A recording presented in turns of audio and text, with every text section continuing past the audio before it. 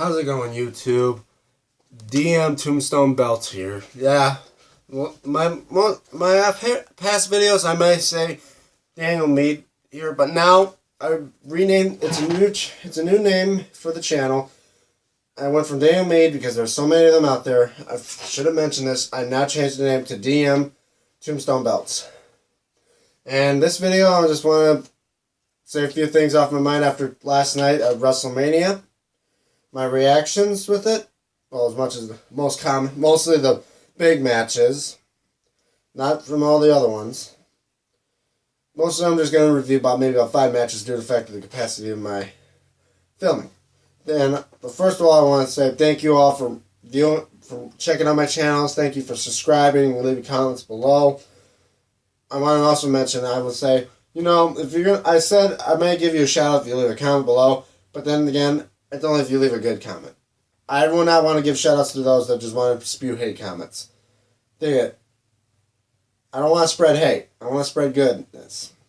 I'd like to say, also want to give a shout out to maybe the guys that leave comments below, like I mentioned in other videos, like Big C6, still a big fan of you, man. The guy named The Legend 27, there's more to his name, but I'm not going to say. And new one, I think it's called T Championships, I think his name is called. Thanks, T, for leaving a comment below on some of my videos. One guy I'm not going to mention because all he did was spread a hate. He was just a guy that spreads hate. I'm not even going to mention you. Anyway, let's go to my reactions to the WrestleMania aftermath. Basically, I want to review 5 matches. The villains, like AJ Styles and Shane McMahon. I feel like Shane McMahon should have had a victory. But AJ came out victorious because Shane McMahon pulled off one too many wrist moves. That's what he usually does. I feel like after his loss with The Undertaker at last year's WrestleMania, I would thought he should have beaten AJ Styles. AJ Styles was being too confident. He was so full of himself. And basically, he was a hated son of a bitch. Hope you guys don't mind if I express my opinion by so many curse words. I'm sorry. But, yeah, this guy was acting like an ass of himself. And I thought he should have been taught a lesson. I always thought Shane McMahon should have beat him with that coast to coast. Basically, kick his head off. But he was taking one too many risks, which cost him. I mean, yeah, I liked the match. Didn't like the outcome. Should have been the other way around. Nikki Bella and John Cena versus Miz and Maurice. Everyone was shocked at what happened. The biggest WrestleMania moment probably ever. After the match, when John Cena and Nikki Bella beat Miz and Maurice, John Cena grabs a mic, talks a little bit. He asked Nikki Bella, as he got on one knee, pulled out a box, showed her the ring, said, "Will you marry me?" She said yes. Biggest moment ever. Everyone was predicting it. It was either if Miz and Maurice won, they were thinking they would pull out divorce papers. A lot of people said John Cena and Nikki Bella win. John Cena was going to propose to her. And it's a rumor no more. But I would say it was a good match. Now let's go to some shockers. I want to talk about the Raw Tag Team Triple Threat Ladder Match. Before they started, here comes New Day. Coming out, announcing now it would be a Fatal 4-Way. People were thinking, oh, the hosts are going to be part of this match? They look like they're about to walk down. All of a sudden, music hits. You hear it's a very familiar music. It was the Hardy Boys. Coming back, straight out of TNA, back to WWE. And I know it came back from TNA because back from TNA, or Impact Wrestling, they were the Broken Hardys. Broken Matt and Brother Nero. Because Matt Hardy still has that blonde dyed part of his hair. He still looks like he had that crazy thing. Like, why want to go Broken Matt? I mean, like, Matt Hardy, why do you want to go as Broken Matt back to WWE? Because after they came in the match, they win the match. All-time return. It's become 7-time tag team champions. At the end, you see Matt going, delete, delete. Like, everyone was doing the delete chant. Like, leave that in Impact Wrestling.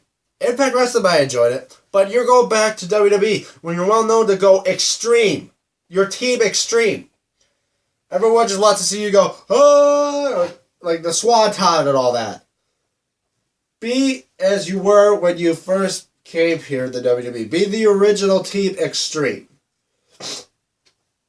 Because I'm not digging the broken Matthew. I mean, I never watch Impact Wrestling. I've seen parts of it on YouTube. Not a big fan of Broken Matt acting crazy. I mean, I don't know why you thought it would be a good idea, but I mean, it could catch on to me. But I like the original Matt and Jeff, the Hardy Boys. I may say I may only review 5 matches, but I may view a couple more. Let's start off with the United States Championship match. The most ironic match you've ever seen. Canadian versus Canadian for the U.S. title. Kevin Owens hits a pop-up powerbomb. Kicks out.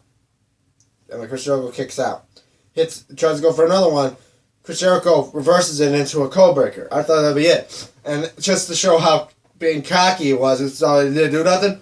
He saved the match. Though, in fact, he almost threw the match out. He grabs the rope by one finger. One finger. Like, yeah, it shows, like, yeah, you're being real cocky, huh? I would have just thought about grabbing him up and hit another code breaker and put him in the middle of the ring. Not enough to put one finger on the rope. Like, that's stupid. Most people would like, grab a whole hand and put the foot on the rope. Anyway, Kevin Owens catches Chris Jericho coming out of the ring, kicks him in the leg, grabs him up, pop-up powerbomb on the apron, throws him back in. 1, 2, 3, he wins. My God. Alright. I'm not going to lie. It was a good match.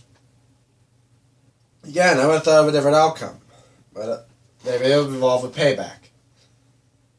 Now, the non-sanctioned match. Seth Rollins versus Triple H. Cool entrances. Match begins. Of course, Stephanie McMahon be a part of it. You know, for an unsanctioned match, I would have thought Seth Rollins would have done something, probably pedigree the bitch. But I don't know. Maybe there's a reason. Maybe, like they said, he can't sue WWE. But then again, I don't think WWE can't. I mean, I don't think WWE can sue him if he did anything wrong. Because I think that WWE can sue Seth Rollins. Like, Triple H probably can sue Seth Rollins for the fact that he literally broke his wife's neck. Anyway, involves the fact that Triple H accidentally knocks Stephanie McMahon through a table, gets pissed off, and gets beaten by his own move, the pedigree. Really, Seth Rollins? You hate this guy so much, but you still use his move. Should have thought about doing something different. If you want to step out of his shadow, want to be Seth Rollins again, use another move. I know you can't go back to the curb stomp, but use something else besides the pedigree. Alright. Now let's go to the other championship matches. I'm not going to talk about the women's championship matches. Just mostly the big ones. The WWE championship match with Randy Orton and Bray Wyatt. Cool entrances. But then during the matches, some weird mind game stuff happens. Every time Bray Wyatt bends over when he goes to the ropes and bends over like exorcist stuff, creepy images appear in the ring. Overview, you see the first time he did it. You see maggots. It creeps Randy Orton. I was like, weird mind games stuff going to him. But it didn't affect him. Second time when he's being up, when Bray Wyatt does it again, worms, I think, now this time. Then the third time when he does the full-on Exorcist spider crawl, it went crickets. Didn't affect Randy. He was going to go to Sister Abigail, RKO out of nowhere, 1, 2, 3, he's a 13-time champion. People were booing, actually. Like, they really wanted Bray Wyatt to be a champion? Oh. I mean, I would say, yeah, it was his time to be a champion. But, and now Bray Wyatt's it looks like he's having a losing streak at WrestleMania. Yeah, but keep it track. WrestleMania 30, he lost to John Cena, 0-1. 31, he loses to The Undertaker, 0-2. He didn't fight much at WrestleMania 32. We'll let that one slide. 33, Randy Orton. He's now 0-3. And they try to do an opposite of an anti-Undertaker where it's now a losing streak? Maybe. Now the Universal Championship match. Goldberg, Brock Lesnar. Everyone thought it would probably be a short match.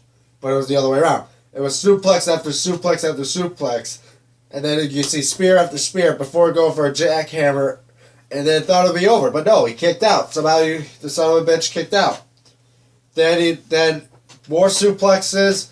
After 10 suplexes, 1 F5, and that was it. This almighty Goldberg, who could probably would have survived an F5 from the last time, didn't survive it now. And now Brock Lesnar is the Universal Champion. I would say, yeah, Brock Lesnar needed the win because out of anything, sooner or later, Goldberg would lose to Brock Lesnar. He could just be dominant, like how Rock couldn't lose to Stone Cold. He had to beat him once. And he did.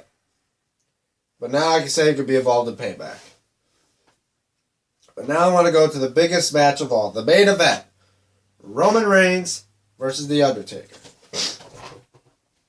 I'm a big fan of The Undertaker. As you can tell, I have an Undertaker poster over here. You probably, well, I'm not going to show it, but I'm a big, huge Undertaker fan. I was here at the time when I watched WrestleMania 30 when he lost, when the streak ended.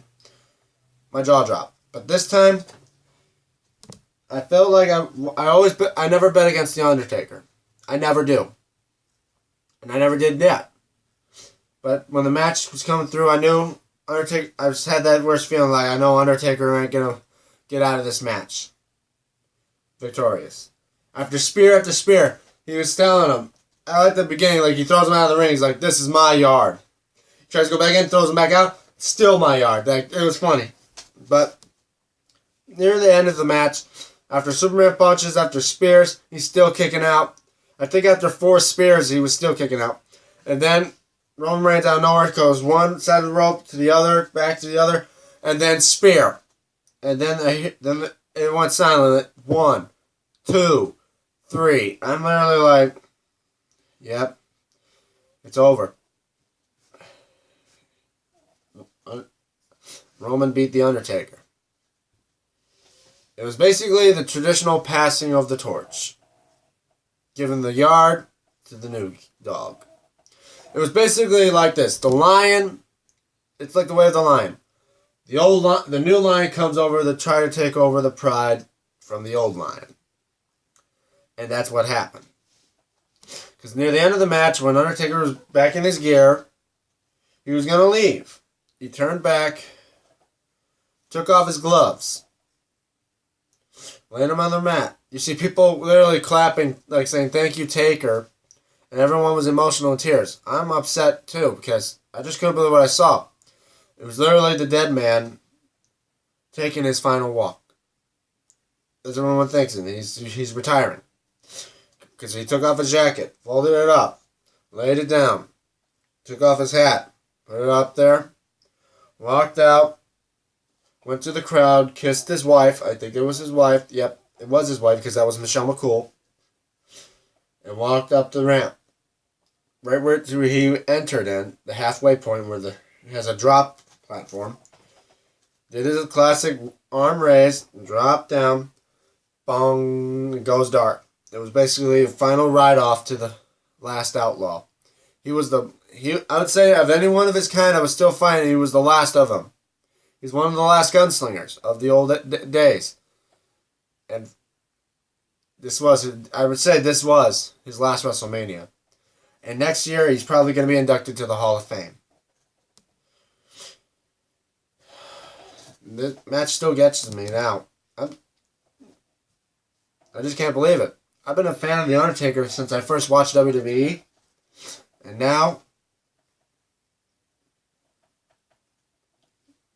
I'm surprised that he's gone.